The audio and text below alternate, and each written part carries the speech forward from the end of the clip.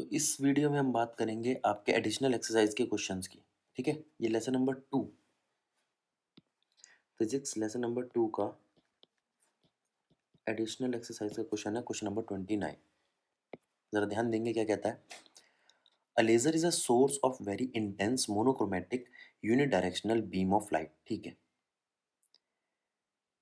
These property of laser light can be exploited to measure a long distance. ठीक है, the distance of moon from the earth has been already determined very precisely using a laser as a source of light. ठीक है, a laser light beamed at the moon takes 2.56 seconds to return after reflection।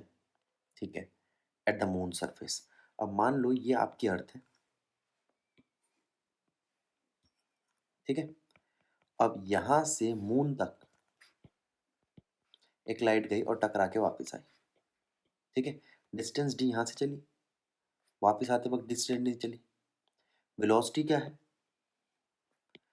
Velocity of laser light यानी कि light की velocity वो है 3 × 10⁸ metre per second. जो distance है हमारा वो कितना है? 2d। टाइम कितना लिया उसने? 2.56 सेकेंड। जैसा कि हम जानते हैं हमारे पास फॉर्मूला है velocity is equals to distance upon में टाइम। हमें निकालना क्या है? डिस्टेंस। तो डिस्टेंस क्या हो जाएगा? Velocity into time. Distance is equals to velocity into time by 2। Velocity है, डिस्टेंस है, क्वेश्चन हो जाएगा। एक बार आंसर चेक कर लो। रेडियस ऑफ ल्यूनर ऑर्बिट आपका डिस्टेंस है। ठीक है, और वो डिस्टेंस निकालने के लिए हम लगाएंगे वेलोसिटी इंटू टाइम बाय 2। अगला क्वेश्चन देखते हैं। इसी तरीके से क्वेश्चन नंबर 30 क्या कहता है? A sonar use ultrasonic wave to detect and locate object under water. ठीक है, एक सबमरीन है जो इक्विप्ड है सोनार से। ठीक है, वो डिले टाइम से पता लगाती है। भाई एक तो आपका है delay between generation of probe wave और रिसेप्शन वेव, वापस गई और वापस आई टकरा कर। उससे पता लगा लेती है, उस एको से पता लगा लेती है कि भाई कितनी दूर है जो भी चीज़ है पानी के अंदर सबमर्ज है। तो टाइम कितना लग रहा है? 77 सेकेंड। वेलोसिटी कितनी है उसकी? इतनी। हम जानते हैं वेलोसिटी का फॉर्मूला क्या होता है? Total distance. फिर वही टोटल डिस्टेंस ट्वाइस है अपॉन में टाइम। तो डिस्टेंस बताओ कितना है? Velocity into time by 2। एक बार इस आंसर को चेक करो। अब यहाँ देख लो, मैंने कुछ स्पीड लिख दी है। जैसे साउंड की स्पीड एयर में कितनी होती है? 330 टू 340। वाटर में कितनी होती है? 415 टू 1500 के बीच में। और मेटल में तकरीबन 5000 के आसपास। ठीक है, तो ये देखो, ये गई यहाँ से सोनार वेव, जनरेट हुई, टकराई और वापस आई। डिस्टेंस डी चली जाते वक्त, डिस्टेंस डी चली आते वक्त। तो टोटल डिस्टेंस इतना हो गया। टाइम क्वेश्चन में दिया हुआ है। साउंड की स्पीड हम अलग अलग, जैसे पानी के लिए अलग, एयर के लिए अलग। यही क्वेश्चन बन सकता था कि एक एयरक्राफ्ट है वो पता कर रहा है, तो वहां पर भी आप सोनार का इस्तेमाल कर सकते हो। ठीक है, वहां पर रडार भी बोल लेते हैं इसको, रडार। ठीक है, जैसे सोनार ने नेविगेशन की थी, वहाँ रेडियो वेव्स नेविगेशन करती है। तो ये तो दो क्वेश्चन हुए जो आपके इस चैप्टर से रिलेटेड है और एडिशनल के काम के। अब लेसन नंबर थर्ड की बात करते हैं। देखो, इस क्वेश्चन में कहता है एक थ्री व्हीलर है जो स्टार्ट करता है रेस्ट से। अब एक एक चीज़ पे ध्यान दो। स्टार्ट करता है रेस्ट से, इसका मतलब इनिशियल वेलोसिटी तो जीरो है। एक्सेलरेट करता है uniform acceleration 1 metre per second square से एक स्ट्रेट रोड पर 10 सेकेंड के लिए। ठीक है, then moves with a uniform velocity, और फिर उसके बाद यूनिफॉर्म वेलोसिटी चलता है। प्लॉट करो distance covered by vehicle in nth second. पहले तो आप एक बात समझ लो, nth सेकेंड का मतलब होता है वो जो डिस्टेंस है वो वेलोसिटी का ही ग्राफ है। ठीक है, nth सेकेंड में वो चला है वर्सेस n। ठीक है, what do you expect this plot to be during acceleration motion? Straight line, line और पैराबोला। अब देखो, आपके पास इनिशियल वेलोसिटी दे रखी है, एक्सेलरेशन दे रखा है, टाइम दे रखा है। 10 सेकेंड के बाद उसकी वेलोसिटी कांस्टेंट हो जाती है। अब जरा ध्यान दो, nth सेकेंड का मतलब क्या है यहाँ पर? Distance covered by object in nth second. अब ये स्पीड और वेलोसिटी जैसा ही लग रहा है। जब तक उसके पास एक्सेलरेशन था तब तक एस nth इंक्रीज कर रहा था, ठीक है? एस nth यानी कि वेलोसिटी, ये वेलोसिटी आपकी इंक्रीज कर रही थी और इसके बाद ये वेलोसिटी हो गई आपकी कांस्टेंट। किसके बाद? 10 सेकंड के बाद, ठीक है? ध्यान रखने के लिए मैंने यहाँ पे समझाया है, अगर वेलोसिटी और टाइम ग्राफ हो तो ये क्या है? कांस्टेंट वेलोसिटी, ये इंक्रीज इन वेलोसिटी, ये कॉन्स्टेंटली इंक्रीज इन वेलोसिटी, ये इंक्रीज इन वेलोसिटी और डिक्रीज इन वेलोसिटी। अब जरा ध्यान दो, यहाँ ऊपर जो लिखा था uniform acceleration 1 metre per second square है, ठीक है? तो जरा ध्यान दो, ये एस nth नहीं, एस का ग्राफ है सिर्फ। एस nth का इसके साइड में बना देता हूँ मैं।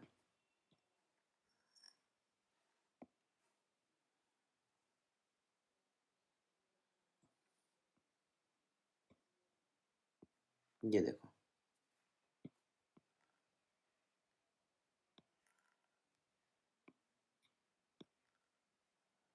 देखो एस nth,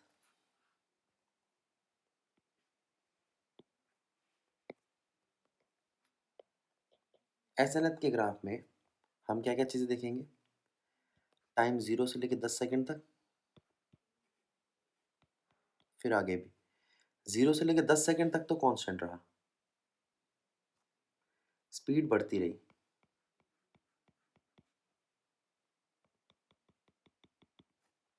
10 सेकंड के बाद स्पीड हो गई कांस्टेंट और ग्राफ ऐसा हो गया, ठीक है?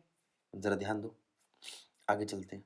अगला question, a boy standing on stationary lift, एक बच्चा है जो एक स्टेशनरी लिफ्ट में खड़ा हुआ है, थ्रो करता है बॉल अप ऊपर की तरफ, upwards, initial speed upward, the maximum initial speed is 49, ठीक है? How much time does how much time does the ball take to return his hand, कितना वक्त लेगी बॉल वापस उसके हाथ में आने के लिए? अब जरा ध्यान दो, उसकी एक इनिशियल स्पीड है 49, जिससे वो ऊपर गई बॉल, फिर वापस आई उसके हाथ में, ठीक है? क्या ये आपको लग रहा है केस प्रोजेक्टाइल का? हाँ, ठीक है। टाइम पीरियड क्या होता है प्रोजेक्टाइल का? तो भाई टाइम पीरियड अगर हम यहाँ प्रोजेक्टाइल का लगाएं तो वो कुछ आता है u square sine 2 theta by g, ठीक है? ठीक है, तो ये फॉर्मूला लगाएंगे हम टाइम पीरियड का, 2u sin थीटा बाई जी। अच्छा जी, एक क्वेश्चन हो गया। अगला क्वेश्चन, अगर लिफ्ट मूव कर रही हो ऊपर 5 मीटर की स्पीड से, मेरी बात सुनो, अगर लिफ्ट मूव कर रही हो कांस्टेंट स्पीड से तो कोई फर्क नहीं पड़ता, एक्सलरेशन से मूव कर रही होती तो फर्क पड़ता। आओ इस बात को हम समझते हैं यहाँ पे। देखो, सबसे पहले तो ये केस समझा हमने, इनिशियल वेलोसिटी उसकी 49, उसका एक्सलरेशन -10 मीटर पर सेकेंड, ठीक है? अब वो अपवर्ड के लिए ले लिया हमने कि भैया हम हमेशा एक्सलरेशन वर्टिकल मोशन में आपका जी लेके चलते हैं, फिर टी का फॉर्मूला लगाया 2u sin theta by g, time period आ गया। अब वो क्या कहता है? 10 सेकंड आएगा। अब वो कहता है लिफ्ट मूव कर रही है कांस्टेंट स्पीड से, ठीक है? अच्छा, अब लिफ्ट का मैकेनिज्म क्या है? अब लिफ्ट मैकेनिज्म समझ लो, अगर कांस्टेंट वेलोसिटी से चल रही हो लिफ्ट, रुकी हुई हो लिफ्ट, तो फोर्स में कोई चेंज नहीं आता, वेट में, फोर्स में कोई चेंज नहीं आता। अगर अपवर्ड जा रही हो तो वेट में एक्सेलरेशन ऐड हो जाता है, अपवर्ड जा रही हो एक्सेलरेशन से और डाउनवर्ड जा रही हो तो वही एक्सेलरेशन माइनस हो जाता है। आ जाओ, ये रही case. At constant acceleration upward के लिए जो एक्सेलरेशन आता है आपका वो होता है a प्लस जी, और फोर्स बन जाती है या वेट बन जाता है apparent weight m g plus a. Downward के लिए क्या बन जाता है जी माइनस ए या एम जी माइनस ए। फ्री फॉल के लिए एक्सेलरेशन जी के बराबर होता है, जी में से जी माइनस हो जाता है, वेट जीरो हो जाता है। ये हो गया आपका क्वेश्चन नंबर 24। अगला क्वेश्चन देखो, क्वेश्चन नंबर 25 क्या कहता है? क्वेश्चन नंबर 25 कहता है on a long horizontal moving belt, ठीक है। A child run to and fro, एक बच्चा आ जा रहा है, टू एंड फ्रो, ठीक है, with speed 9 kilometre per hour with respect to belt. तो ये तो आपको दे दी वेलोसिटी चाइल्ड की विद रिस्पेक्ट टू बेल्ट, ठीक है, 9 किलोमीटर पर आवर, और बेल्ट की दे रखी है 4 किलोमीटर पर आवर। मांग रहा होगा बच्चे की वेलोसिटी, ठीक है, between his father and mother located 50 metre apart. चलो ये भी ध्यान रखेंगे, फादर और मदर 50 मीटर अपार्ट है on a moving belt. The belt move with velocity 4 metre per second, ये लो 4 किलोमीटर पर आवर। हमारे पास बेल्ट की वेलोसिटी है, बच्चे की वेलोसिटी है, ठीक है, और उनके बीच का डिस्टेंस है। सबसे पहले तो आप ये लिखना सीखो कि यहाँ पर ये रिलेटिव वेलोसिटी क्या है। ये है velocity of child minus velocity of belt, ठीक है। अब ये है आपकी 9, तो वेलोसिटी ऑफ चाइल्ड कितनी हुई, ये हुई, तो वेलोसिटी ऑफ चाइल्ड हो गई आपकी 13 किलोमीटर पर आवर। ये कब की बात है, ये तब की बात है जब सेम डायरेक्शन में चल रहा हो। तो ये है speed of child running in direction of motion of belt. अगर अपोजिट डायरेक्शन में चल रहा होता तो क्या होता, अगर बच्चा अपोजिट डायरेक्शन में चल रहा होता तो क्या होता, तो होती V B C, belt minus velocity of child, और बेल्ट की वेलोसिटी हमें पता है 4 है, चाइल्ड की वेलोसिटी हमें पता नहीं, तो ये कितनी आती है आपकी -5। बात समझे, देखें इसको एक बारी, आ जाओ आंसर देखते हैं। सॉरी, सबसे पहले गिवन है हमारे पास वेलोसिटी बेल्ट की, वेलोसिटी चाइल्ड और बेल्ट दोनों की, और वेलोसिटी चाइल्ड की, डिस्टेंस है इनके बीच में 50 मीटर, ठीक है। अब case when child move in direction of belt, इस केस के अंदर हमने क्या किया, चाइल्ड रिलेटिव वेलोसिटी ली चाइल्ड की विद रिस्पेक्ट टू बेल्ट, यानी कि velocity of child minus velocity of belt, ठीक है। ये रिलेटिव वेलोसिटी आपकी 9, चाइल्ड की वेलोसिटी हमें पता नहीं, बेल्ट की वेलोसिटी है 4, तो चाइल्ड की वेलोसिटी आ गई। और जब चाइल्ड मूव कर रहा होगा अपोजिट डायरेक्शन में, तो हम ले रहे हैं वेलोसिटी बी सी, यानी कि वेलोसिटी बी माइनस वेलोसिटी सी। ये है 9, ये है 4, और ये है वी सी, तो वी सी कितना आया -5, ठीक है। ये दो बातें आ गई हमारे पास। अगला केस, अब वो कहता है दोनों के बीच में, जो पेरेंट्स हैं उनके बीच में 50 की दूरी है, बताओ टाइम कितना लगेगा बच्चे को पहले और दूसरे केस में। अब मेरी बात सुनो, जब बच्चा उसी बेल्ट पर है जिस पे माँ बाप है, यानी कि उसके फादर और मदर है, तो इसका मतलब बेल्ट की वेलोसिटी को हम कंसीडर नहीं करेंगे, सिर्फ वो वेलोसिटी कंसीडर करेंगे जो उनकी रिलेटिव वेलोसिटी, यानी कि 9 किलोमीटर पर आवर, ठीक है। और हम 50 का आपको निकालना क्या, टाइम। अब फॉर्मूला होता है velocity equals to distance upon में टाइम, तो टाइम क्या हो जाता है, डिस्टेंस अपॉन में वेलोसिटी। डिस्टेंस है 50 मीटर, और वेलोसिटी कितनी है 9 किलोमीटर पर आवर। क्वेश्चन हो गया,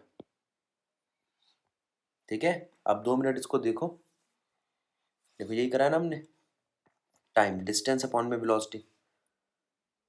चलो आगे चलते हैं, क्वेश्चन नंबर 26, ये अच्छा क्वेश्चन है, ध्यान देना इस पे। कहता है दो स्टोन है, दो पत्थर है जो हमने थ्रो किए, throw up simultaneously from edge of cliff, ठीक है। ये एक पहाड़ी है, यहां से दो पत्थर फेंके, क्या दोनों की स्पीड सेम है, नहीं, हाइट सेम है दोनों की 200 मीटर।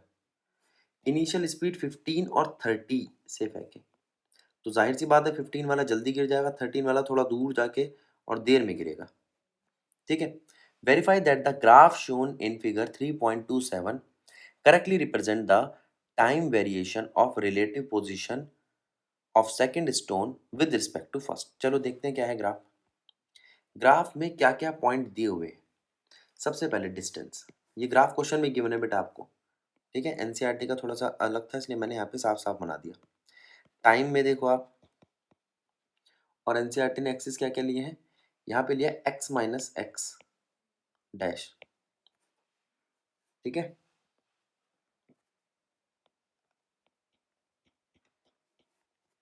और यहाँ लिया है टाइम। अब एक टाइम तो आपको ये ध्यान रखना है 8 और एक उसका डिस्टेंस 120। आ जाओ, पहले पहला पत्थर है जो u1 है वो है 15 मीटर पर सेकंड से। उस वक्त एक्सलरेशन क्या लग रहा है उनका, उनके ऊपर सिर्फ जी, माइनस का जी जो उन्हें नीचे की तरफ खींच रहा है, -10 मीटर पर सेकंड स्क्वायर। ठीक है, अब एस का फॉर्मूला क्या होता है, ये कौन सा formula, S equals to S naught. ध्यान दो, ये तब लगता है जब इनिशियली कोई डिस्प्लेसमेंट हो, और हमारे पास इनिशियल डिस्प्लेसमेंट है उस पहाड़ी की ऊंचाई, उस क्लिफ की ऊंचाई। ठीक है, तो हमने कहा वो क्लिफ की ऊंचाई तो 200 मीटर है। ये x1 क्या है, ये वो डिस्टेंस है जो हमें निकालना है। ठीक है, प्लस 15t, 15 क्या है initial velocity, 15t plus half a T square. Formula बनाया। ठीक है, अब वो कहता है ये तो बना आपका x1। अब जब ये पत्थर ग्राउंड से हिट करेगा उस वक्त x क्या होगा आपका, 0। रख दो वैल्यू, इसको 0 कर दो, पूरी वैल्यू को खोल दो, -5t² plus 15t plus 200 is equals to 0। यहां तक बात क्लियर हो गई। चलो, अब वो कह रहा है अगर मैं इस t के अंदर वैल्यू रख दूं, ये 8 सेकंड जो ग्राफ के अंदर दिख रहा था हमें 8 सेकंड, तो रखो अगर t हो 8 सेकंड तो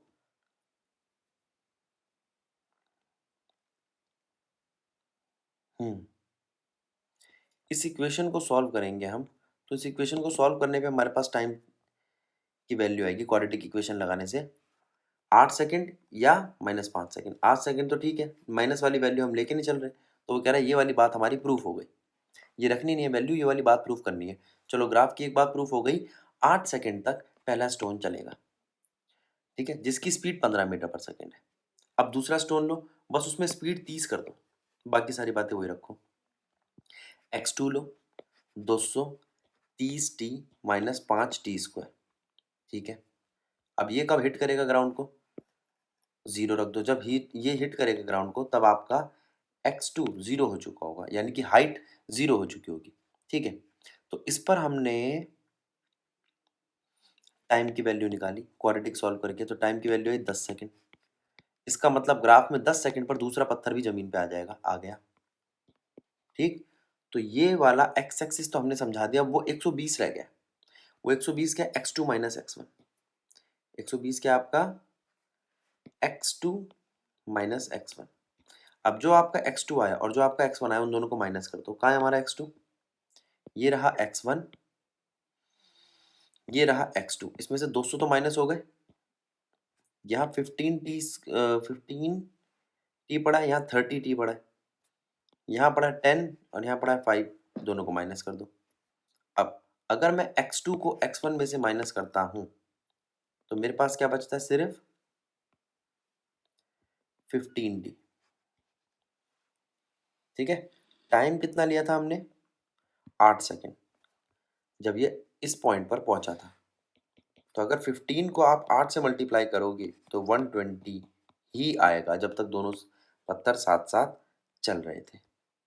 ठीक है, वो क्या भी रहा है देखो, अगर t को आप 8 सेकंड रखते हो तो x2 माइनस x1 आता है 120। तो 8 सेकंड के बाद 2 सेकंड और लगेंगे और दूसरे पत्थर का भी मोशन खत्म हो जाएगा। अब x2 माइनस x1 अगर आप करते हो तो आपका सिर्फ x2 बचता है, और x2 कितना बचता है, 230t माइनस 5t²। क्या ये मान रहा है, क्या ये इक्वेशन, ये वाली x2 मैक्सिमम डिग्री t2 से रिलेट कर रही है, इसका मतलब ये x2 माइनस x1 जो है ये t2 से रिलेट कर रहा है और पाथ कर्व बनेगा। अब 8 सेकंड के बाद पाथ कर्व्ड ही बना है। यहाँ 3 बातें ध्यान देनी है। पहली बात, आपको 8 सेकंड का पता लगाना था, वो आपने इस इक्वेशन से पता लगा लिया। आपको 10 सेकंड का पता लगा था, आपने इस इक्वेशन से पता लगा लिया। आपको 120 का पता लगाना था तो आपने इस इक्वेशन से पता लगा लिया। और 8 सेकंड के बाद ये पैराबोलिक पाथ फॉलो करेगा, इसने ये पता लगा लिया। और क्वेश्चन में यही कहता है give the equation for the linear and curved path. और आप पूरी तरीके से बताओ कि ग्राफ वेरीफाई करो कि ग्राफ जो हम बना रहे हैं ये उन दो पत्थरों के लिए ठीक है या नहीं। अगला क्वेश्चन देखते हैं। स्पीड टाइम ग्राफ दे रखा है आपको, moving along a fixed direction as shown in figure. Obtain the distance traveled by the particle in 0 to 10 second. अब एक बात बताओ, 0 से 10 सेकेंड में अगर डिस्टेंस निकालना है तो क्या मैं इसका एरिया नहीं निकाल सकता? ये स्पीड टाइम ग्राफ है और स्पीड टाइम ग्राफ का एरिया ही होता है डिस्टेंस. फिर वो कहता है आप इसके लिए एरिया निकालो,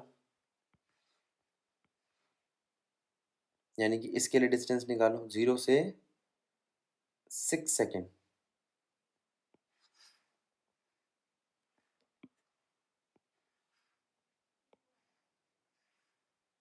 ये इसकी बात कर रहा है. अब 0 से 6 सेकेंड का एरिया तो निकालो, लेकिन इसका एरिया थोड़ा सा टफ है. तो और एक तरीका है, इनिशियल वेलोसिटी से पता लगा लगा के काम कर लो. एक बात बताओ, ये 0 से 2 सेकेंड के लिए यहाँ इनिशियल वेलोसिटी अलग होगी, यहाँ फाइनल वेलोसिटी निकाल लो. उसके बाद ये फाइनल वेलोसिटी इस फाइनल वेलोसिटी तक चलेगी, उसके बाद ये इनिशियल वेलोसिटी बन जाएगी और यहाँ तक निकाल लो. ठीक है. अब पहला केस लो आप.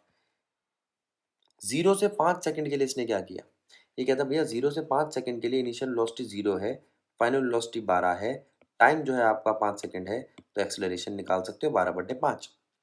We square minus U square equal to 2as के फॉर्मूले में लगाओगे तो आपका s आ जाएगा, क्योंकि एक्सेलरेशन अभी आपने 12/5 निकाला है. इनिशियली पहले आधे में आपका u 0 था और फाइनल वेलोसिटी 12 आई थी. ठीक है. 12 कैसे पता चला, इस ग्राफ को देख लो, फाइनल वेलोसिटी क्या है आपको पता चल जाएगा.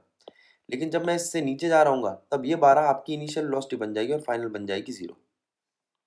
5 से 10 के लिए इनिशियल वेलोसिटी बन जाएगी 12, फाइनल बन जाएगी 0, टाइम फिर 5 सेकंड लगेगा, एक्सेलरेशन फिर वही आएगा, लेकिन पहले आया था 12/5 12/5, अब आएगा -12/5. यहाँ स्लोप इंक्रीज कर रहा था, यहाँ स्लोप डिक्रीज कर रहा है, यहाँ पॉजिटिव था एक्सेलरेशन, यहाँ नेगेटिव होगा, एक्सेलरेशन का रिटार्डेशन बन जाएगा. तो इससे S2 आ जाएगा आपका. फॉर्मूला देखो, S is equals to V square minus U square divide by 2a. अब अगर S1 और S2 आ गया तो S पूरे के पूरे टाइम के निकालने के लिए S1 प्लस S2 कर दो या एरिया निकाल दो. ठीक है. दूसरा तरीका क्या है, ये देखो यहाँ कर रखा, एरिया निकाल दो आप. अब दूसरा क्या है आपका, 2 से 6 सेकंड के लिए. सबसे पहले आप क्या करोगे, 2 से 5 सेकंड निकालोगे, फिर 2 से 6, तो 5 से 6. अब 2 से 5 सेकंड निकालने के लिए आपको 0 से 2 तक के लिए एक वेलोसिटी निकालनी है. अब वो कहता है आप यहाँ पर इनिशियल वेलोसिटी कैसे निकालोगे, वो फाइनल वेलोसिटी जो 2 सेकंड के लिए होगी. इनिशियली अब देखो इस ग्राफ के अंदर 0 से 2 सेकंड तक के लिए आपकी इनिशियल वेलोसिटी 0 है, फाइनल फाइंड आउट करनी है, टाइम 2 सेकंड लगा रहा है और एक्सेलरेशन पहले हाफ में 12/5, दूसरे हाफ में -12/5 लगाया और फाइनल वेलोसिटी है 24/5. इसको आप u मान लीजिए 2 से 5 सेकंड के लिए. 2 से 5 सेकंड के लिए u आ गया. 2 से 5 सेकंड के लिए v हमारा कितना है 12, 5 सेकंड पे 12 हो जाता है. इनिशियल वेलोसिटी है, फाइनल वेलोसिटी है, एक्सेलरेशन है, टाइम है, लगा दो s equal to ut plus half at square. अब इस फॉर्मूले के अंदर वैल्यू पुट करो, पहले रखो 24/5, टाइम 2 से लेकर 5 सेकंड तक कितना टाइम बैठता है आपका 3 सेकंड, प्लस हाफ, एक्सेलरेशन कितना है 12/5, फिर 3 का स्क्वायर और ये डिस्प्लेसमेंट निकाल लो S1. अब वो कहता है 5 से 6 सेकंड के लिए इनिशियल वेलोसिटी कितनी है पता है, एक्सेलरेशन कितना है पता है, टाइम कितना है 5 से 6 सेकंड के लिए 1 सेकंड, वो निकाल लो. u इस बार u है आपकी 12, यानी कि जो वहां की फाइनल थी. टाइम कितना लग रहा है सिर्फ 1 सेकंड. एक्सेलरेशन कितना है माइनस का 12/5, माइनस का 12/5.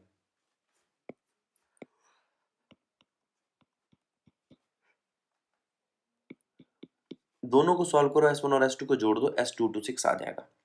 ग्राफिकली हम क्या करेंगे, एरिया निकालेंगे, मैं बता चुका हूं इस बारे में. केस 2 में आपकी मर्जी, एरिया से निकालना चाहो एरिया से निकालो, नॉर्मल तरीके से निकालना चाहो तो नॉर्मल से निकालो. अब देखते हैं क्वेश्चन नंबर 28। यहाँ कुछ इक्वेशंस दे रखी है आपको।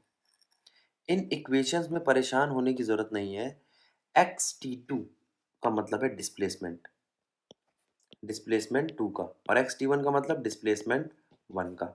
ut1 का vt1 का मतलब है इनिशियल वेलोसिटी, और ये क्या है t2 माइनस t1, ये हाफ है acceleration a t2 minus t1। ठीक है, तो जो आपका u है उसे vt1 कहते हैं, जो आपका x2 है वो xt2 है। इसी तरीके से ये क्या बन गया फाइनल वेलोसिटी, ये क्या बन गया इनिशियल वेलोसिटी, ये क्या बन गया एक्सेलरेशन, और ये है चेंज इन टाइम। ये वही फॉर्मूला आपका v equal to U plus AT. ठीक है, इसी तरीके से क्या बन गया v वेलोसिटी एवरेज क्या है, डिस्प्लेसमेंट t2 टाइम वाला माइनस डिस्प्लेसमेंट t1 टाइम वाला, जिसे हम कह देते हैं x2 minus x1 by t2 minus t1।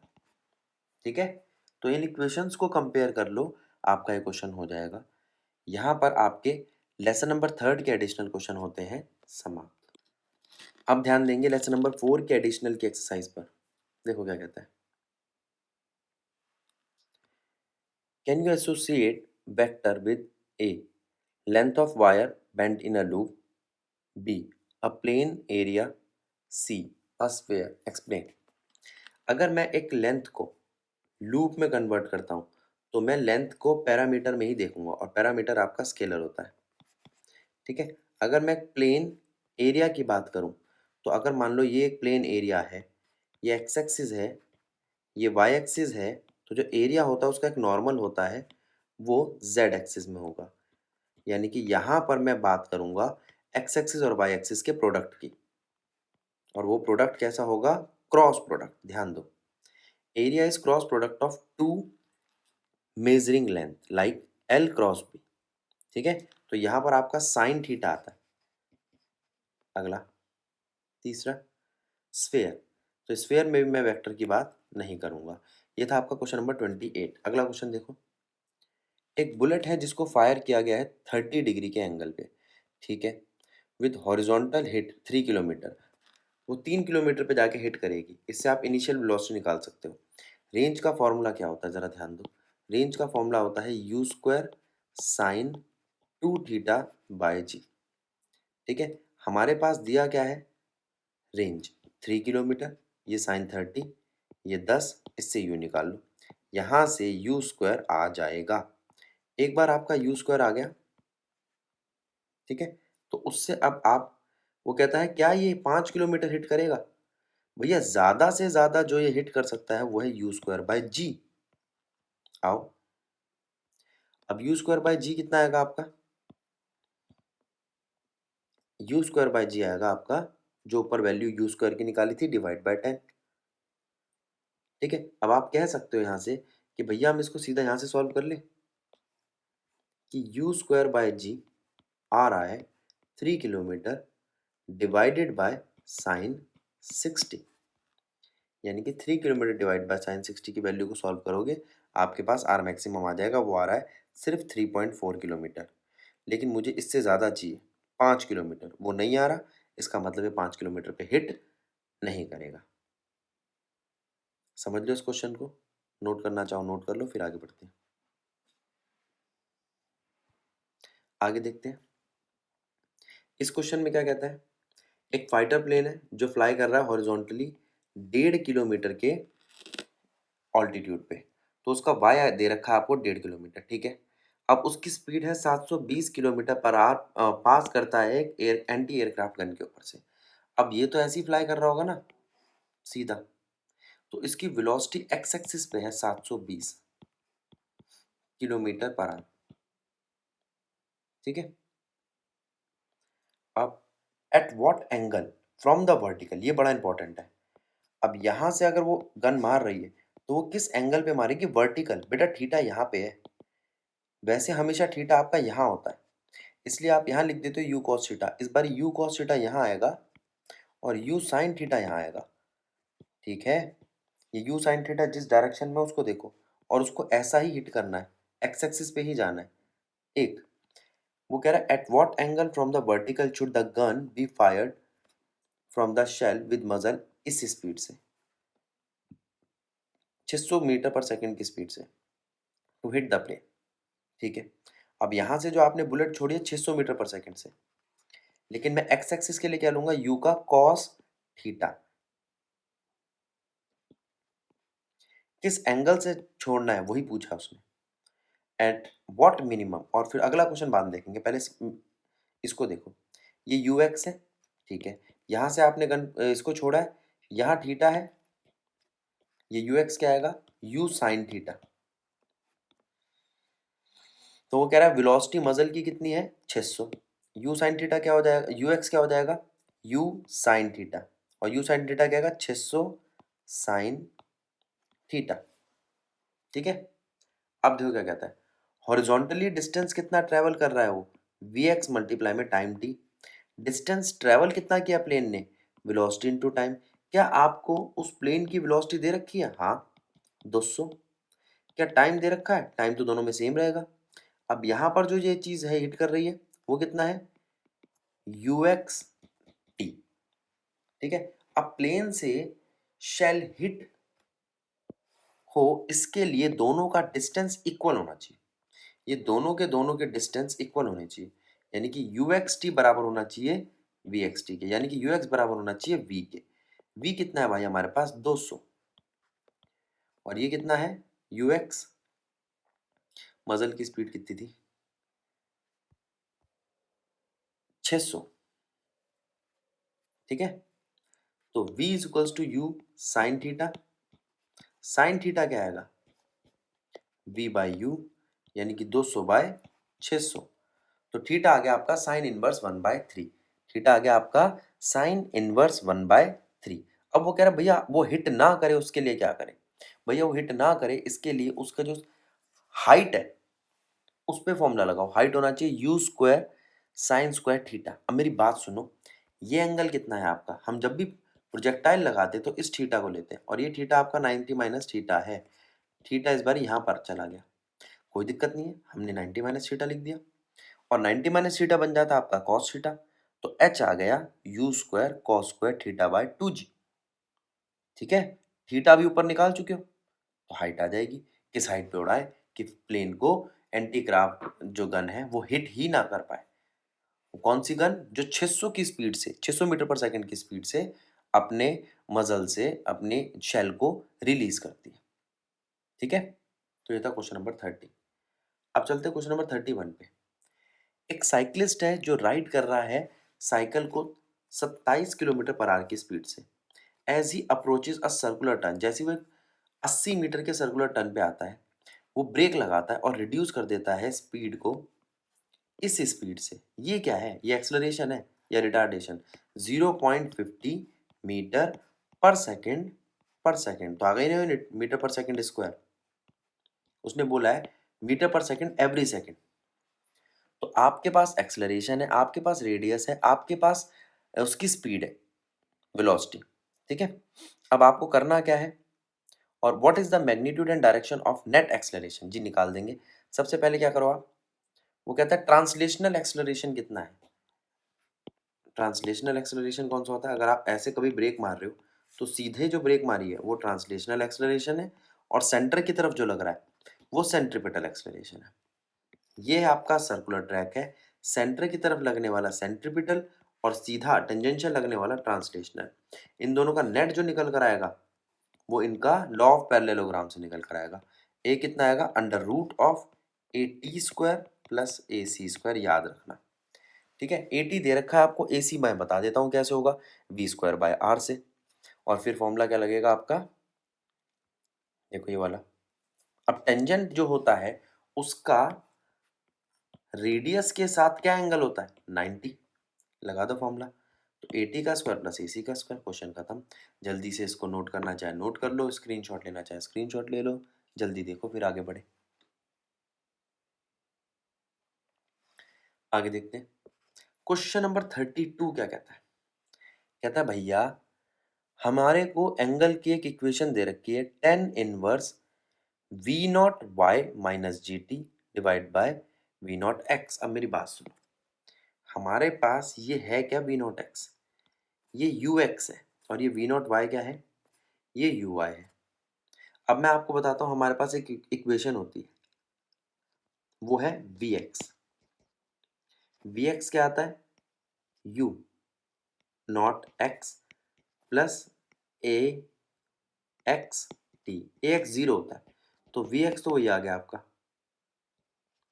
You naught, V naught sorry, U naught लिख रहा हूँ मैं इसको,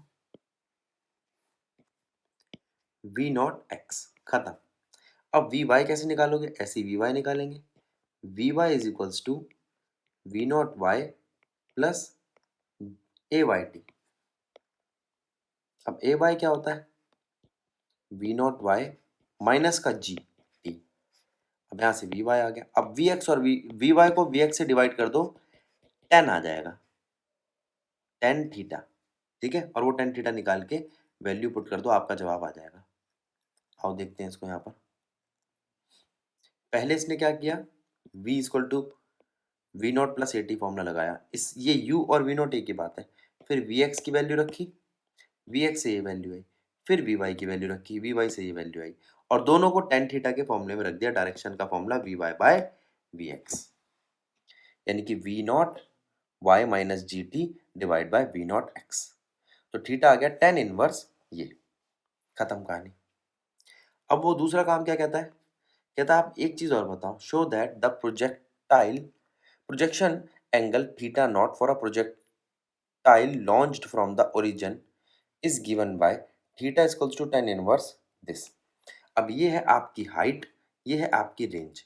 तो आपको पहले तो रेंज का फॉर्मूला आना चाहिए, फिर हाइट का फॉर्मूला आना चाहिए, फिर उन दोनों का डिवाइड कर दो।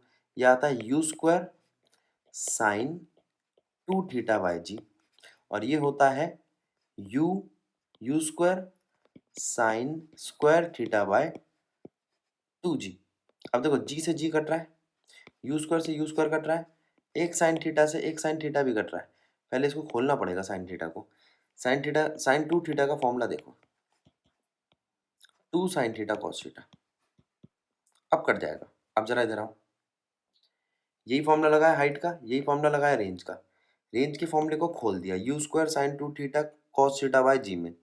यू स्क्वायर से यू स्क्वायर कट गया, जी से जी कट गया, साइन थीटा से साइन थीटा कट गया, टू बच गया, और ये इस नीचे वाले का टू भी ऊपर आ जाएगा। आ जाओ, H by R is equals to sine theta upon में टू मल्टीप्लाई में टू कॉस थीटा, यानी कि one upon four tan inverse tan theta. अब इस थीटा को इधर रखो और इनवर्स को उठा के उधर ले जाऊं, तो ये बन जाएगा फोर एच बाय आर। इस क्वेश्चन को देखो, रीड करो, नोट करना चाहो तो नोट कर लो, स्क्रीनशॉट लेना चाहो तो स्क्रीनशॉट ले लो। अब यहाँ पर आपका ये क्वेश्चन नंबर 32 होता है समाप्त। और लेसन नंबर 4 के एडिशनल क्वेश्चन भी होते हैं एनसीईआरटी के। इस वीडियो में हम बात करेंगे एडिशनल एक्सरसाइज लेसन नंबर 5 की। जरा ध्यान देखो, कहता है फिगर 5.17 में आपको एक डिस्टेंस टाइम या पोजीशन टाइम ग्राफ दिख रहा है। ये पोजीशन चेंज हुई, ये वापस आई, फिर चेंज हुई, फिर ये वापस आई। तो कह रहा है कोई फिजिकल कॉन्टेस्ट है ऐसा जो इस मोशन को समझाए? जी बिल्कुल है। एक बॉल दो दीवारों के बीच में टक्कर खा खा के वापस आ और जा रही है। ठीक है, what is the time between the two successive impulses? तो वो है आपका हर बार 2 सेकेंड, 0 से 2, फिर 2 से 4, फिर 4 से 6, तो टाइम है आपका 2 second. Time between two successive impulses is 2 second. अब वो कहता है इम्पल्स क्या है? अब मेरी बात सुनना आप, यहां से लेके यहां तक जो वेलोसिटी लगी है वो है 2 सेंटीमीटर अपॉन में 2 सेकेंड, यानी कि 1 सेंटीमीटर पर सेकेंड, यानी कि 10⁻²मीटर पर सेकेंड। और नीचे जाते वक्त ये ग्राफ नेगेटिव है, इसलिए माइनस का साइन आ गया, यानी कि -10⁻²मीटर पर सेकेंड। इन दोनों बातों को पकड़ के रखो। ठीक है, इनिशियल फाइनल वेलोसिटी मिल गई, इन दोनों को माइनस कर दो और मास के साथ मल्टीप्लाई कर दो, आपके पास इम्पल्स आ जाएगा। इम्पल्स है m v minus m u. Mass है मेरे पास 0.04, और इम्पल्सिस कितनी है? 10⁻² माइनस 10⁻², यानी कि माइनस का 2 mu ही बन गया। माइनस का 2 इंटू 0.04 इंटू 10⁻²। ठीक है, ये -2 लगाना भूल गया, ये लो, हो गया क्वेश्चन। अगला क्वेश्चन देखते हैं। एक आदमी है जो कन्वेयर बेल्ट पे चल रहा है, ठीक है? वो आदमी जिस कन्वेयर बेल्ट पे चल रहा है, उस कन्वेयर बेल्ट का एक्सेलरेशन 1 मीटर पर सेकंड स्क्वायर है, ठीक है? What is the net force on the man? अब जरा बात पे ध्यान दो। एक तो ये आदमी खड़ा हुआ है अपने वजन की वजह से, दूसरा बेल्ट जो है आगे की तरफ जा रही है, तो हो सकता है वो आदमी गिर जाए। देखते हैं उस पे फ्रिक्शन कितना है। If the coefficient of static friction between man shoes and the belt is 0.2, ठीक है? Up to what acceleration of the belt can man continue to be stationary? कब तक खड़ा रह सकता है वो, किस एक्सेलरेशन तक खड़ा रह सकता है? अभी पहले आपको पता लगाना है कि वो आदमी इस पे खड़ा रहेगा कि नहीं रहेगा, ठीक है? तो सबसे पहले आदमी का वजन कितना है, मास ये रहा 65 kg, एक्सेलरेशन कितना है 1 मीटर पर सेकेंड, और यू कितना है 0.2, ठीक है? हम क्या फोर्स को फ्रिक्शन के बराबर रख के देखें? आओ। कहता है नेट फोर्स जो आपकी आ रही है वो कितनी आ रही है, 65 ए। ए के साथ मल्टीप्लाई नहीं किया, यहाँ पे हमने मास इंटू एक्सेलरेशन में करा है। एक्सेलरेशन 1 मीटर पर सेकेंड है, तो 65 न्यूटन ही आ रही है। एक काम हो गया हमारा। अब वो कहता है आप फ्रिक्शन निकालो कितना है। फ्रिक्शन होता है म्यू आर, जिसमें से आपका आर होता है M G. Mu M G लगाया, और म्यू एम जी लगाने पर आपका फ्रिक्शन कितना आ रहा है, उस फ्रिक्शन को अगर मैं फोर्स से इक्वेट करूं, यानी कि 0.2 एम जी को, तो हमारे पास एक एक्सेलरेशन आएगा ए डैश, और वो ए डैश कितना आएगा, म्यू जी, ठीक है? म्यू जी मतलब 0.2 मल्टीप्लाई में 10, यानी कि 2 मीटर पर सेकेंड। अब 2 मीटर पर सेकेंड फ्रिक्शन है इसको रोकने वाला, और उसको चलाने वाला कितना है, 1 मीटर पर सेकेंड, तो आदमी नहीं गिरेगा। कहता है मैन विल नॉट फॉल, क्योंकि जो बेल्ट है वो 2 मीटर पर सेकेंड का फ्रिक्शन खा रही है। यहाँ हमारे को रोकने वाला फ्रिक्शन, पीछे की तरफ रोकने वाला फ्रिक्शन एक एक्सेलरेशन जनरेट कर रहा है 2 मीटर पर सेकेंड स्क्वायर का, और अप्लाइड जो फ्रिक्शन है, अप्लाइड जो फोर्स है वो है 1 मीटर पर सेकेंड की। तो जब तक वो 2 मीटर पर सेकेंड को ओवरकम ना कर जाए तब तक आदमी गिरेगा नहीं। ये हुआ आपका आंसर, ठीक है? और नेट फोर्स जो लग रही है उसके ऊपर वो कितनी है, ये रही नेट फोर्स 65 न्यूटन। आगे चलते हैं। एक हेलीकॉप्टर है, एक हेलीकॉप्टर है जिसका खुद का वजन दिया हुआ है, ठीक है? अब इससे साफ, इससे अच्छे हेलीकॉप्टर की उम्मीद मेरे से नहीं कर सकते, ऐसे ही बनाऊंगा। यहाँ पर 1000 किलो तो हेलीकॉप्टर का वजन है, ठीक है? वो वर्टिकली एक्सेलरेशन ले रहा है 15 मीटर पर सेकेंड स्क्वायर का। आपको याद क्या रखना है, वर्टिकल एक्सेलरेशन हमेशा जुड़ता है, और वर्टिकली अपवर्ड, और वर्टिकली डाउनवर्ड होता तो माइनस होता।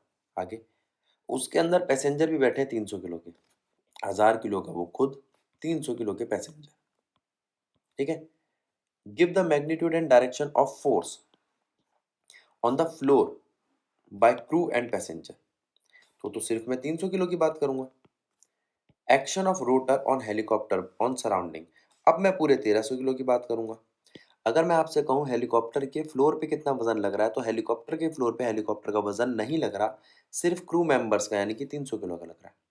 अगर मैं आपसे कहूं कि वो जो हेलीकॉप्टर उड़ रहा है वो हवा पे या सराउंडिंग पे कितना लगा रहा है, तो हेलीकॉप्टर पे लगा रहा है और क्रू मेंबर दोनों 1300 का, जो उसके चॉपर है वो 1300 का वजन लगा रहे हैं। और फोर्स हेलीकॉप्टर पे कितनी लग रही है सराउंडिंग से, वो नेगेटिव हो जाएगी। एक्शन रिएक्शन वाली बात। मास ऑफ हेलीकॉप्टर दे रखा है, मास ऑफ क्रू मेंबर दे रखा है, एक्सेलरेशन दे रखा है, अपवर्ड जा रहा है इसलिए ऐड होगा अपवर्ड के लिए, ये ऐड का साइन आया है। तो फोर्स हो गया एम जी प्लस ए, 310 + 15, ये क्रू मेंबर वाले क्वेश्चन का आंसर है। और पूरे के पूरे, ये क्रू मेंबर वाले का है, ये दूसरा वाला किसके लिए है, action of chopper on surrounding. वो है आपका F action equals to m plus m g plus a, और रिएक्शन कितना है, वो है माइनस ऑफ एक्शन। ये 3 पार्ट हो गए हमारे क्वेश्चन नंबर 27 के। अगला क्वेश्चन देखते हैं। अ स्ट्रीम ऑफ वाटर, एक पानी की धार है, a stream of water flowing horizontally with speed 15 metre per second. इस पर ध्यान दो। gush out of a tube of area of cross section 10 की power minus 2 meters square and hits a wall nearby. What is the force exerted on the wall by the water? ठीक है, अब आपको निकालनी है फोर्स। फोर्स के लिए मुझे क्या चाहिए, मास इनटू एक्सेलरेशन। ठीक है, मास इनटू एक्सेलरेशन। अब मास को मैं खोलूंगा वॉल्यूम इनटू डेंसिटी में। आ जाओ नीचे देखते हैं क्या कर रहे हैं। हमें वेलोसिटी दी है, एरिया दिया है, मास को खोल दिया वॉल्यूम इनटू डेंसिटी में। डेंसिटी सबसे आसान होती है पानी की निकालनी, 10 की पावर 3, इसलिए इसको ऐसा खोला। और वॉल्यूम क्या होता है आपका, एरिया इनटू लेंथ। ठीक है, ठीक है। अब आप क्या कह सकते हो एक्सेलरेशन को, वेलोसिटी अपॉन में टाइम। हाँ जी कह सकते हैं। अब ये जो लेंथ है ना, इसको टाइम दे दो, जिससे ये भी वेलोसिटी बन जाए, और आपके पास आ जाए area into density into velocity का स्क्वायर। वेलोसिटी है, डेंसिटी पानी की जानते हैं, एरिया है, फोर्स आ जाएगी। क्वेश्चन पढ़ो। इसमें हमने एक नया ही फॉर्मूला बना दिया, force equals to area into density multiply में वेलोसिटी का स्क्वायर। नोट करना है नोट कर लो, स्क्रीनशॉट लेना है स्क्रीनशॉट ले लो, फिर आगे बढ़ते हैं।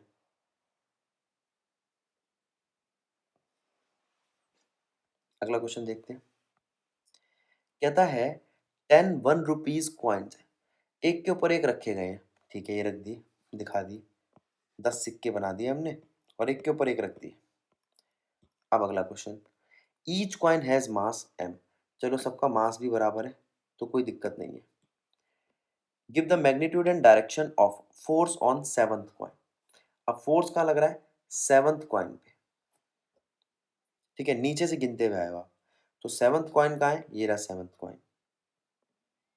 और ये जो सेवंथ कॉइन है, इसके ऊपर जो फोर्स लग रही है वो लग रही है 10th की, 9th की और 8th की, यानी कि 3 mg, ये फोर्स है आपकी।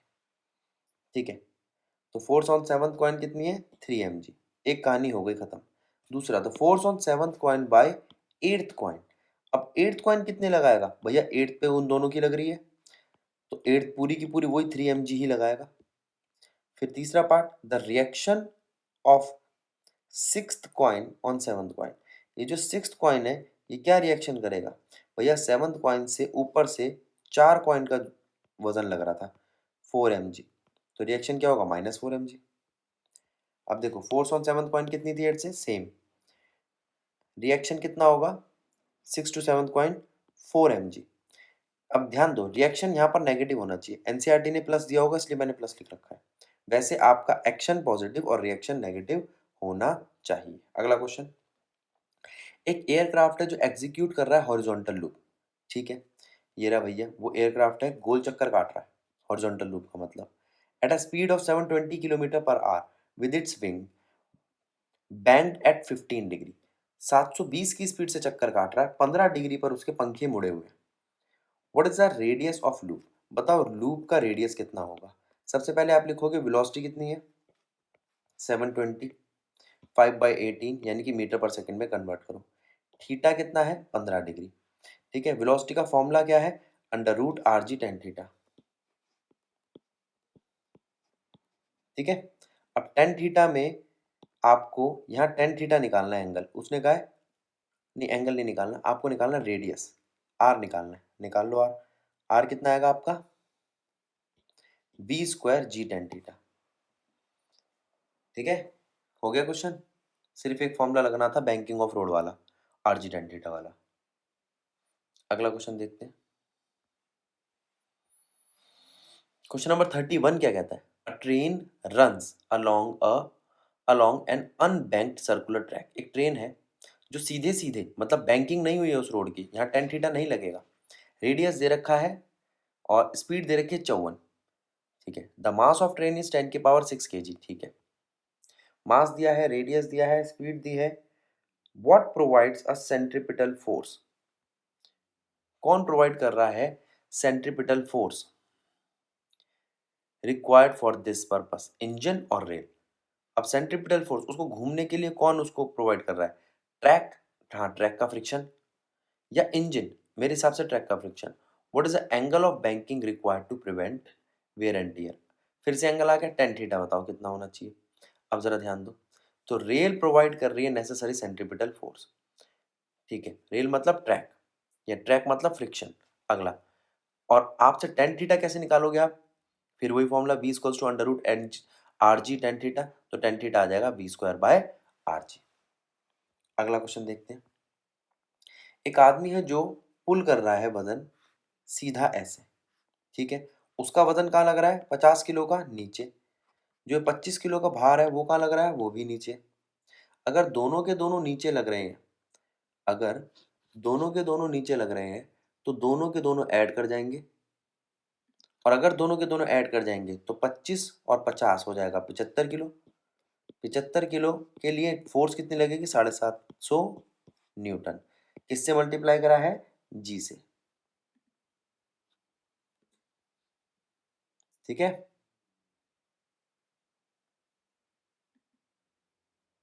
आगे देखते हैं। अब वो कहता है, अगर मैं यहाँ पे एक पुली लगा दूं, तो लगा दो भाई, कौन मना कर रहा है?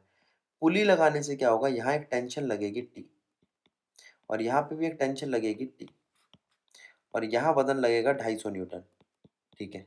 और इस आदमी का वजन जो है नीचे लग रहा है वो है 500 न्यूटन। अब 500 न्यूटन के अगेंस्ट वो टेंशन लग रही है, तो टेंशन और 500 न्यूटन उल्टी डायरेक्शन में आ जाएंगे, एक बात। दूसरी बात, अब मैं और जो टेंशन है वो किसके इक्वल है? 250 न्यूटन। टेंशन इक्वल है 250 न्यूटन के, और यहाँ पर आपका वेट माइनस टेंशन आएगा नेट फोर्स। वो नेट फोर्स कितनी आएगी? 500 माइनस 250, यानी कि इस बार आएगा सिर्फ 250, और वहाँ आया था 750। तो फर्स्ट वाले केस में उस आदमी को ज़्यादा जोर लगाना पड़ रहा होगा, सेकंड वाले केस में आदमी को जोर कम लगाना पड़ेगा। एक बार इस शीट को देख लो, नोट करना चाहो नोट कर लो, पढ़ना चाहो पढ़ लो।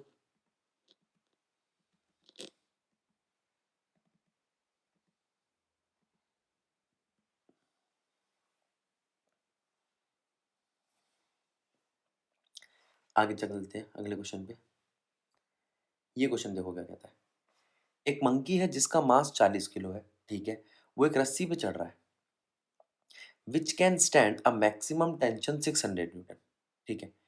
जिस पे वो मंकी चल रहा है ना, वो ज्यादा से ज्यादा 600 न्यूटन का वजन उठा सकती है, ठीक है। विच ऑफ द फॉलोइंग, किस केस के अंदर मंकी रस्सी तोड़ देगा? पहला केस, जब मंकी ऊपर जा रहा है 6 मीटर पर सेकंड से, एक्सलरेशन दिखाई दे रहा है। दूसरा केस, वो नीचे जा रहा है 4 मीटर पर सेकंड से, एक्सलरेशन दिखाई दे रहा है। ऊपर जा रहा है कांस्टेंट स्पीड से, acceleration zero, free fall, acceleration minus g. अब आपको लिफ्ट मैकेनिज्म लगाना है यहाँ पर, और कुछ नहीं करना, जिसका फॉर्मूला मैं आपको बता देता हूँ। लिफ्ट मैकेनिज्म में जो वजन लगता है वो होता है एम जी प्लस माइनस ए। प्लस तब होता है जब अपवर्ड हो, माइनस तब होता है जब वो डाउनवर्ड हो। खत्म कहानी, ठीक है। मास दे रखा है, टेंशन कितनी झेल सकता है? 600 न्यूटन, इसके बाद टूट जाएगा, तो वजन उसका 600 से ज्यादा नहीं होना चाहिए। पहले केस में क्या था? जी प्लस ए, ये तो नोट है। पहले केस में क्या था? जी प्लस ए, यानी कि 640, रस्सी टूट जाएगी। दूसरे केस में क्या है? डाउनवर्ड है, तो माइनस होगा। 10 माइनस 6 क्या होता है? 240, ठीक है। 10 माइनस 4 करना था, गलती से 6 लिख दिया, देखो। 10 माइनस 4 क्या होता है? 6। 6 मल्टीप्लाई में 40, 240, ठीक है, रस्सी नहीं टूटेगी। और अगर वो 5 की स्पीड से जाए, स्पीड है ये, एक्सिलरेशन नहीं, तो कोई फर्क नहीं पड़ेगा, उसका एम ही आएगा जो 400 न्यूटन है, रस्सी नहीं टूटेगी। चौथा case free fall, free fall में तो उसका कोई वजन ही नहीं है, तो रस्सी टूटने का सवाल ही नहीं उठता। अच्छा खासा क्वेश्चन है, जल्दी से देख लो, यहाँ पर मैंने आपको नोट में सारी बातें समझा भी दी है, ठीक है। जल्दी से इसको देखो, फिर हम आगे बढ़ते हैं।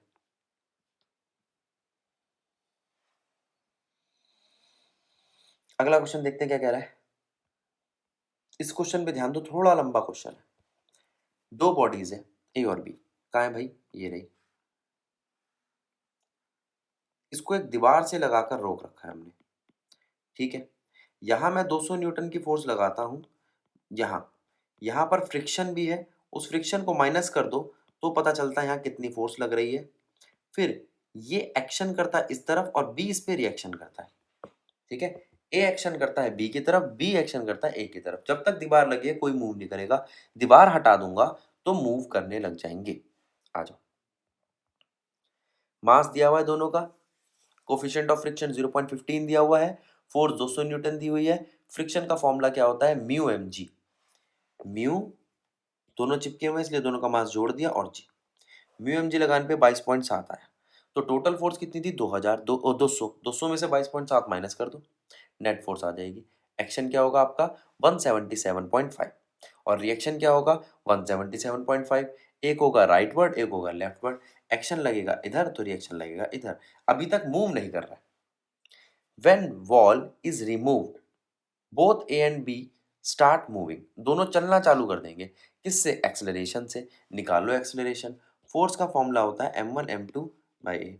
याद रखना ये नेट फोर्स है। कौन सी फोर्स है, नेट फोर्स, जिसमें से मैं फ्रिक्शन माइनस कर चुका हूँ। तो एक्सेलरेशन आ गया 11.6। अब ये जो एक्सेलरेशन आ चुका है इसका असर पड़ेगा। अब वो कहता है क्या आंसर चेंज हो जाएंगे आपके, जो आपने बिना दीवार हटाए निकाले थे। हाँ जी, आंसर चेंज हो जाएंगे। नेट फोर्स जो है हमारी वो हो जाएगी ए से लगने वाली m इंटू एक्सलरेशन।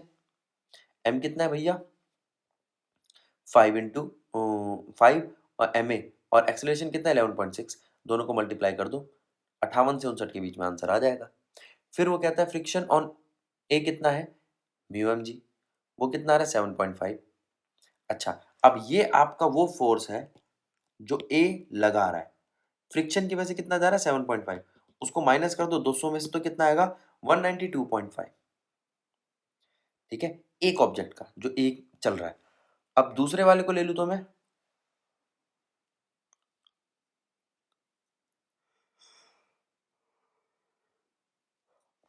अब देखो ये जो 192.5 है इससे आपका पहला ऑब्जेक्ट चल रहा है ए, तो ए ऑब्जेक्ट पे नेट फोर्स कितनी लगेगी 192.5 माइनस जिससे वो मूव कर रहा है यानी कि 58 करा तो अप्रोक्सीमेटली आया 130। अब जो आपका एक्शन है ए का वो कितना है 130 और जो रिएक्शन है बी का वो कितना है -130, या यूं कहो एक है राइट वर्ड तो दूसरा है लेफ्ट वर्ड, जो आपका मन करे। या तो आप प्लस माइनस के साइन से दिखा दो या डायरेक्शन को नाम से बता दो।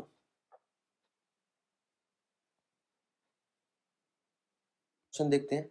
अ ब्लॉक ऑफ मास 15 kg, एक 15 किलो का मास है। A block of mass 15 kg is placed on a long trolley, उसको एक लॉन्ग ट्रॉली पे रखा। The coefficient of static friction between block and trolley is 0.18। The trolley accelerate from rest मतलब initial velocity 0 with acceleration this for 20 second, then move uniformly, ठीक है। Discuss the motion of block as viewed bye a stationary observer और एक observer moving with trolley. एक trolley पे खड़ा है आदमी, उससे पता लगाओ, और एक स्टेशनरी ऑब्जर्वर से। तो हम सारा सामान उठाते हैं। सबसे पहले ब्लॉक का मास कितना है 15 किलो, फ्रिक्शन कितना है 0.18, एक्सेलरेशन कितना है 0.5, 20 सेकंड के लिए लगा है। उसके बाद यूनिफॉर्म हो जाती है, उसके बाद एक्सेलरेशन 0। फ्रिक्शन कितना है mu M G, mu M G मतलब फ्रिक्शन कितना है 27 newton, mu M G. Force कितना है एम ए 7.5, ठीक है। अब फ्रिक्शन बड़ा है फोर्स से, इसका मतलब ब्लॉक मूव ही नहीं करेगा ट्रॉली पे। अगर मूव ही नहीं करेगा तो स्टेशनरी ऑब्जर्वर हो या रुका हुआ ऑब्जर्वर हो कोई फर्क नहीं पड़ता, वो ट्रॉली पे रुका हुआ ही दिखेगा, ठीक है। आगे चलते हैं। ये अच्छा क्वेश्चन है। एक ट्रक है जिसके ऊपर एक सामान रखा है, ठीक है। यहां फ्रिक्शन है, ठीक है। दूसरी बात, अब वो जो सामान है ना पीछे जो रियर डोर है वो खुला पड़ा है, वो सामान गिर जाएगा थोड़ी देर में। ठीक है भैया, गिर जाएगा। कितना दूर रखा है वो सामान रियर डोर से? 5 मीटर। कितना दूर रखा है? 5 मीटर। 5 मीटर दूर रखा है वो, तो उसको डिस्टेंस कितना ट्रेवल करना है? 5 मीटर। कैसे ट्रेवल करना है? बॉक्स को ट्रेवल करना है। बॉक्स तो पीछे की तरफ तभी जाएगा जब ट्रक आगे की तरफ जा रहा होगा। हाँ, ट्रक आगे की तरफ जा रहा है। ट्रक शुरुआत हुआ था इनिशियली 0 से, लेकिन फिर चल रहा है 2 मीटर पर सेकंड से। लेकिन भैया ट्रक के साथ साथ यहाँ पर एक फ्रिक्शन भी रोल प्ले कर रहा है। बॉक्स में से फ्रिक्शन माइनस करना पड़ेगा। तो पहले हम एक काम करते हैं, ट्रक की स्पीड, ट्रक का एक्सीलरेशन सब कुछ निकाल लेते हैं। उसने कहा कितनी देर बाद डब्बा गिर जाएगा? एक बात। और जब डब्बा गिरेगा तब ट्रक कहां तक पहुंच चुका होगा? डब्बे को चलना है 5 मीटर, उतनी देर में ट्रक कितना मीटर चल चुका होगा पता लगाओ। तो सबसे पहले हमने कहा भैया ट्रक की इनिशियल वेलोसिटी दे रखी है, ट्रक का एक्सीलरेशन दे रखा है, जो जो गिवन है वो है ये। और हम डिस्प्लेसमेंट का फॉर्मूला जानते हैं, UT plus half A T square. हाँ जी। तो ट्रक के लिए डिस्प्लेसमेंट क्या हो गया? हाफ एक्सीलरेशन ऑफ ट्रक और टाइम। टाइम कितनी देर लगी है पढ़ना पड़ेगा, ऊपर कहीं लिखा है क्या? The coefficient of friction between box and the surface below is 0.15. On road, the truck start from rest and accelerate with 2 meter per second. At what distance from the starting point box will fall down? तो भैया हमारे पास ये time नहीं है, पहले time निकाल के दो। अब टाइम निकालने के लिए ट्रक का तो काम कर नहीं सकते, ट्रक में से टाइम नहीं मिला, बॉक्स में से निकाल लेते। आ जाओ। बॉक्स का डिस्प्लेसमेंट जो उसे ट्रेवल करना है वो 5 मीटर है, उसका मास 40 किलो है। ठीक है, जो उस पर फ्रिक्शनल फोर्स लग रही है वो है mu M G.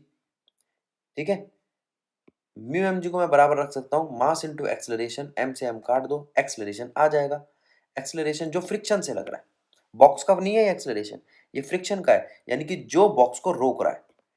Mu G 0.15 multiply में 10, 1.5 आ गया। अब वो कहता है ये क्या है? फ्रिक्शन का एक्सलरेशन। और ट्रक का एक्सलरेशन कितना है? 2। ट्रक के एक्सलरेशन में से फ्रिक्शन का एक्सलरेशन माइनस कर दो, अगर आया तो बॉक्स चलेगा। मान लो यहां पर कोई कंडीशन ऐसी आ जाए, मान लो टीचर छोटा करने के लिए क्वेश्चन को 2.5 दे दे फ्रिक्शन, मतलब बॉक्स हिलेगा नहीं। बॉक्स हिलेगा नहीं तो कभी गिरेगा ही नहीं, तो आंसर आ जाएगा नेवर। कब बॉक्स गिरेगा? कितना चल चुका होगा? कोई हिसाब नहीं है, नेवर। आगे एक्सलरेशन बॉक्स का आ गया। इस बॉक्स के एक्सलरेशन से और मेरे पास डिस्प्लेसमेंट बड़ा है, S equal to T plus half A T square का फॉर्मूला लगा दो।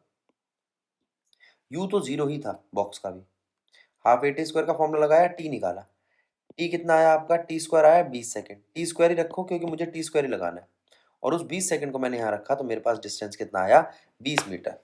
जब बॉक्स गिरेगा तब तक ट्रक आपका 20 मीटर चल चुका होगा। अगले क्वेश्चन पे चलते हैं। Question number 37। A disc revolves with speed 33 1/3 revolution per minute. अच्छा, इसको आपको सॉल्व करना तो आता ही है। 33 1/3 को 3 को इससे मल्टीप्लाई करो, 99 आ जाएगा, उसमें जोड़ दो 1 डिवाइड बाय 3 यानी कि 100/3। ये रिवॉल्यूशन पर मिनट है, फ्रीक्वेंसी है, ये एंगुलर वेलोसिटी नहीं है। एंगुलर वेलोसिटी होती है रेडियन पर मिनट या रेडियन पर सेकंड। अब इसको पर सेकंड में कन्वर्ट कर लिया फ्रीक्वेंसी को, उसके बाद हमने एंगुलर वेलोसिटी निकाली 2 पाई न्यू करके। ठीक है, इसका रेडियस दे रखा है 15 मीटर पर सेकंड। हम जानते हैं सेंट्रीपिटल फोर्स होती है एफ, वो क्या होती है? एम वी स्क्वायर अपॉन में आर। एक यही इकलौता फॉर्मूला नहीं है, इसको आप एम आर ओमेगा स्क्वायर में भी लगा सकते हो। हमारे पास यहाँ पर आर है, ओमेगा का स्क्वायर है और आर अलग अलग भी है। टोटल रेडियस जो है डिस्क का वो है 15। दूसरा, उस पे हमने कहाँ पे कॉइन को रखा है? एक बार 4 सेंटीमीटर पे, एक बार 14 सेंटीमीटर पे। चलो आगे चलाते हैं। तो coefficient of friction between coin, ये लो यू भी दे रखा है आपको, कोफिशिएंट ऑफ फ्रिक्शन। तो बताओ कौन सा कॉइन है जो रिवॉल्व करता रहेगा रिकॉर्ड के साथ? पहले तो हमने यहाँ पर फॉर्मूला लगाया, यहाँ से वेलोसिटी का फॉर्मूला क्या बन रहा है? R omega. ठीक है, रेडियस दे रखी है 4 सेंटीमीटर और 14 सेंटीमीटर। ठीक है, फ्रिक्शन कितना दे रखा है? 0.15, रेडियस दे रखी है 15 सेंटीमीटर फुल की।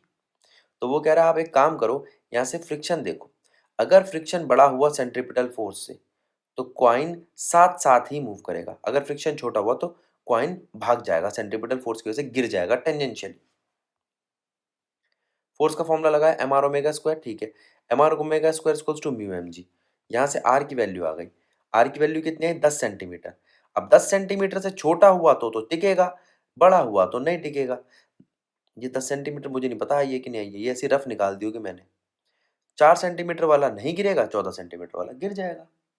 ठीक है, ये क्वेश्चन भी हुआ आपका समाप्त। अगला क्वेश्चन देखते हैं।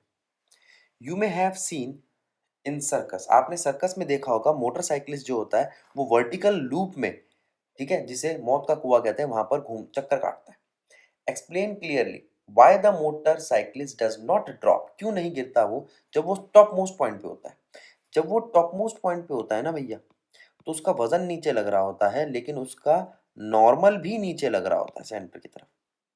वो आदमी कुछ ऐसा खड़ा होता है, उसके पहिए यहाँ होते हैं, और नॉर्मल हमेशा सरफेस से परपेंडिकुलर होता है। नॉर्मल भी यहाँ है, एमजी भी यहाँ है, तो नॉर्मल ही एमजी को सपोर्ट कर रहा है। तो वो कह रहा है नॉर्मल है साइक्लिस्ट का एन, वेट है साइक्लिस्ट का mg, ठीक है, और सेंट्रीपिटल फोर्स जो है वो हो गया आपका force plus mg plus n। Centripetal force क्या है आपका मास इनटू एक्सेलरेशन, जी बिल्कुल, और ये क्या है आपका mg प्लस n, ठीक है। और सेंट्रीपिटल फोर्स को मैं लिख सकता हूँ mv स्क्वायर अपॉन में rb। खोला तो वो कह रहा है नॉर्मल रिएक्शन जो है वो प्रोवाइड कर रहा है मोटरसाइकिलिस्ट को स्पीड। ये जो वेलोसिटी है ना, ये कौन प्रोवाइड कर रहा है, नॉर्मल। अगर नॉर्मल जीरो हो जाए, मिनिमम स्पीड रिक्वायर्ड हमारी कितनी होगी, अगर हम नॉर्मल को जीरो भी कर दें तो भी हमारे पास value m g equals to m v square upon में आर आएगी, यानी कि वेलोसिटी आएगी अंडर रूट आर जी। ठीक है, तो इस वजह से वो गिरता नहीं है। तो रीजन क्या होगा वो गिरता क्यों नहीं है, क्योंकि भैया वहां पे एक नॉर्मल लग रहा है। नॉर्मल कहाँ लग रहा है, सेंटर की तरफ। एमजी कहाँ लग रहा है, सेंटर की तरफ। ये दोनों मिलकर एक सेंट्रीपिटल फोर्स प्रोवाइड करते हैं, जिसकी वजह से वो चक्कर काटता है, आगे जाता है, गिरता नहीं है। आगे चलते हैं, क्वेश्चन नंबर 39। एक 70 किलो का आदमी है जो स्टैंड करता है against the inner wall of hollow cylinder drum. एक ड्रम के अंदर खड़ा हुआ है। बेटा एक तो इस वाले क्वेश्चन की लैंग्वेज मुझे खुद थोड़ी सी समझ में नहीं आती है, वो कौन सा हिस्सा उसका टच कर रहा है बॉडी का, समझ नहीं आता। 70 किलो का आदमी स्टैंड करता है against the inner wall of hollow drum of radius इतना, रेडियस दिया है, आदमी दिया है, वर्टिकल एक्सिस जो घूम रहे हैं वो 200 रिवॉल्यूशन पर मिनट, यानी कि फ्रीक्वेंसी दी है, इससे आप ओमेगा बना लोगे। ठीक है, कोफिशिएंट ऑफ फ्रिक्शन है 0.15। ठीक है, what is the minimum rotational speed, उसके घूमने की कम से कम स्पीड कितनी होनी चाहिए कि वो दीवार से टिका रहे। अब देखो फ्रीक्वेंसी दे रखी है 200 रिवॉल्यूशन पर मिनट, चीजें देखना, फ्रीक्वेंसी दे रखी है, फ्रीक्वेंसी को आपने 60 से डिवाइड करके रिवॉल्यूशन पर सेकंड में कन्वर्ट किया, उससे एंगुलर वेलोसिटी निकाली, फिर उसका म्यू निकाला। आ जाओ, रेडियस कितना है 3 मीटर, मास कितना है 70 किलो। ठीक है, नॉर्मल क्या है आपका एन, और वेट क्या है एम जी, सेंट्रीपिटल फोर्स यानी कि एम आर ओमेगा स्क्वायर। ठीक है, अब वो कह रहा है यहाँ पर आपको करना क्या है, हम यहाँ पर ये कह रहे हैं कि फ्रिक्शन होता है म्यू एन, यानी कि नॉर्मल। अगर आपका वजन से ज्यादा फ्रिक्शन हुआ तो आप ड्रम पे टिके रहेंगे, mg से बड़ा हुआ म्यू एन तो आप ड्रम पे टिके रहेंगे। और सर्कुलर मोशन के लिए जो हमें चाहिए फोर्स चाहिए वो आपकी वो नॉर्मल वो centripetal force M R omega square बन जाएगा। तो यहाँ पर वो कहता है ये जो आपका mg है ना, ये mu M R omega square यानी कि फोर्स से बड़ा होना चाहिए। अब भैया ये जो नॉर्मल था ये आया एम आर ओमेगा स्क्वायर, कैसे आया, अभी थोड़ी देर पहले बताया था नॉर्मली सेंट्रीपिटल फोर्स है, और वो यहाँ लगा दिया हमने। और यहाँ लगाने पर हमारे पास फॉर्मूला क्या आया, जी जो है ना वो म्यू आर ओमेगा स्क्वायर से बड़ा होना चाहिए, और जो ओमेगा है वो under root mu R G से बड़ा होना चाहिए। आर दे रखा है, म्यू दे रखा है, जी दे रखा है, ओमेगा निकाल लो। अब वहां पर जो ओमेगा अब हम निकालेंगे वो मिनिमम ओमेगा अगर आपके प्रोवाइडेड ओमेगा से ज्यादा आ रहा है, इसका मतलब वो रोटेट करता रहेगा। खत्म कहानी। एक ओमेगा आपने निकाला फ्रीक्वेंसी से, एक ओमेगा निकाला यहाँ से। मान लो फ्रीक्वेंसी वाला ओमेगा आया है 10, जिससे वो चक्कर काट रहा है, और यहाँ वाला जो आया है वो है 15, तो इसका मतलब चक्कर काटता रहेगा, गिरेगा नहीं। आगे चलते, क्वेश्चन नंबर 40। एक पतला सर्कुलर लूप है, एक a thin circular loop of radius r rotate about its vertical diameter, ठीक है. The angular frequency is omega. Show that small bit on a wire loop remain at its lowermost point with this angular speed. ये lowermost point पे आपको angular speed निकालनी है और what is the angle, क्या होगा एंगल रेडियस के साथ बिड का अगर उसकी एंगुलर स्पीड ये आ जाए. तो सबसे पहला काम क्या करा, हमने ये एक सर्कुलर मोशन बना लिया. ठीक है, एक सर्कुलर ट्रैक बनाया जिसपे ऑब्जेक्ट एक बार यहाँ पर है फिर उठ के यहाँ तक आ गया. ठीक है, ये उसका रेडियस है, कोई दिक्कत नहीं है. ये भी उसका रेडियस है. ठीक है, नीचे लग रहा है उसका वजन mg, ये वो लेंथ है ये वाली. ठीक है, अब ये आपका नॉर्मल है n. इस n के दो हिस्से कर लिए, एक cos थीटा और अंदर की तरफ जाता हुआ एक sin थीटा. ठीक है, अब आगे चलते हैं. यहां पर देखते हैं, सबसे पहले रेडियस दे रखा है, एंगुलर फ्रीक्वेंसी दे रखी है. फ्रीक्वेंसी का फॉर्मूला हमें ये प्रूव करना है. अभी देखते हैं कैसे करेंगे. नेसेसरी सेंट्रीपिटल फोर्स जो है वो प्रोवाइड कर रहा है आपका वेट. ये नेसेसरी सेंट्रीपिटल फोर्स है और ये नीचे लग रहा आपका वेट है mg. ठीक है, अब वो कह रहा है, हम यहाँ पर ये कह सकते हैं सेंट्रीपिटल फोर्स mg के बराबर है, इस पॉइंट के लिए कह सकते हैं. ठीक है, दूसरी बात, अगर आपका वजन ज्यादा हुआ तो रस्सी टूट जाएगी, तो वो वजन ज्यादा नहीं होना चाहिए. तो एम वी स्क्वायर अपॉन में आर को हमने कह दिया वो centripetal force less than equal to weight की होनी चाहिए. ठीक है, तो एम से एम काट दो तो ओमेगा क्या आ गया, अंडर रूट जी आर. तो यहाँ पर सबसे पहले आपको क्या ध्यान रखना है, आपने यहाँ पर सेंट्रीपिटल फोर्स यानी कि सेंटर की तरफ लगने वाली फोर्स को mg के बराबर किया. फिर हमने बताया कि वो mg उससे बड़ा होना चाहिए तभी चक्कर काटता रहेगा या बराबर होना चाहिए. फिर वहां से हमने सेंट्रीपिटल फोर्स को एम आर ओमेगा स्क्वायर रख दिया. Centripetal force M R omega square कैसे होता है अभी पीछे ही बताया था और वैसे भी हम आपको चैप्टर में बता चुके हैं. तो यहाँ पे फॉर्मूला आ गया. अब वो कहता है अगर आप इसको इस तरीके से इस पॉइंट पे लाके रोक दोगे तो यहाँ पर mg कहाँ लग रहा है, नीचे. नॉर्मल कहाँ लग रहा है, ये लग रहा. अब मेरी बात सुनो, ये नॉर्मल है आपका, ये mg है आपका. ये नॉर्मल के दो हिस्से, एक साइन थीटा एक कॉस थीटा.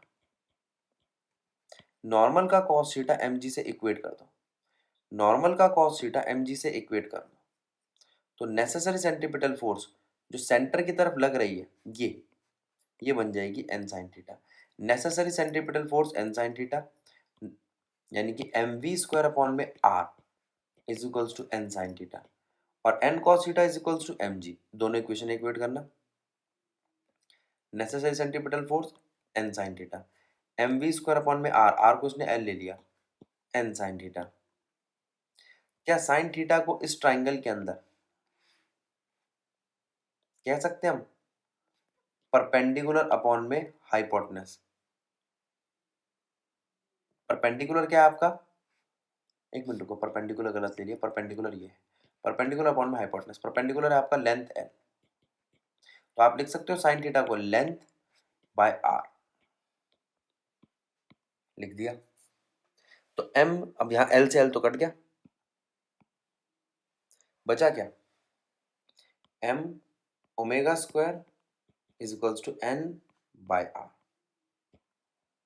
तो यहां से n आया एम आर ओमेगा स्क्वायर. इसको रोक के रखो n को. अब पुट कर दो n की वैल्यू इक्वेशन 1 में.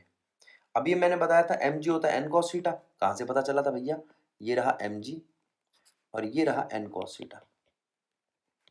तो अब हो जाएगा mg equals to M R omega square cos theta और ओमेगा की वैल्यू क्या आएगी m से m काटने के बाद under root g by R cos theta.